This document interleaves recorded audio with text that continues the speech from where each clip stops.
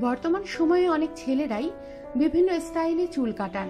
মাথার কিছু অংশের চুল মুড়িয়ে বা ছোট করে অবশিষ্ট কিছু অংশের চুল রেখে দেয়া হয়। এভাবেই চুলের কাটিং করা সম্পূর্ণ নিষেধ। একটি হাদিসে এসেছে, হযরত রাসূলুল্লাহ সাল্লাল্লাহু আলাইহি ওয়াসাল্লাম বলেছেন, এভাবে চুল কাটাকে কাজা শব্দ দ্বারা ব্যক্ত করেছেন। কাজা শব্দের আভিধানিক অর্থ আকাশের বিক্ষিপ্ত মেঘমালা।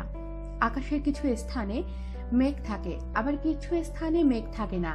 এভাবে মেঘ সদৃশ্য স্টাইলে মাথায় কোথাও না কোথাও অংশে চুল রাখা, আবার কোনো অংশের চুল ছাঁটা ইসলামী শরীয়তের দৃষ্টিতে নিষেধ ও বর্জনীয়।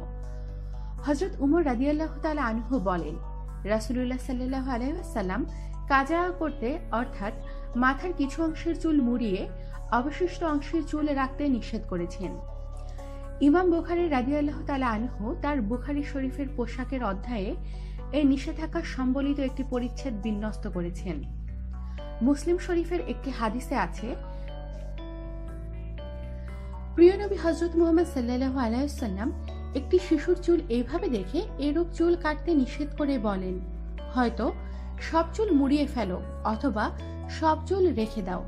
আরেক বর্ণনায় পাওয়া যায়, হাজ্জাজ ইবনে হাসান বলেন, আমরা একবার হযরত আনাস রাদিয়াল্লাহু তাআলা আনহুর ঘরে গেলাম।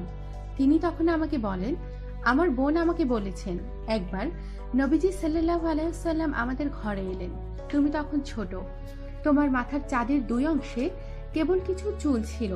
তিনি তোমার মাথায় হাত বুলিয়ে দিলেন এবং তোমার জন্য বরকতের দোয়া করলেন, আর অন্যদের উদ্দেশ্যে বললেন, তার মাথার ওই দুই অংশের চুলগুলিও মুড়িয়ে দাও, কেননা তা ইহুদিদের কৃষ্টি সংস্কৃতি।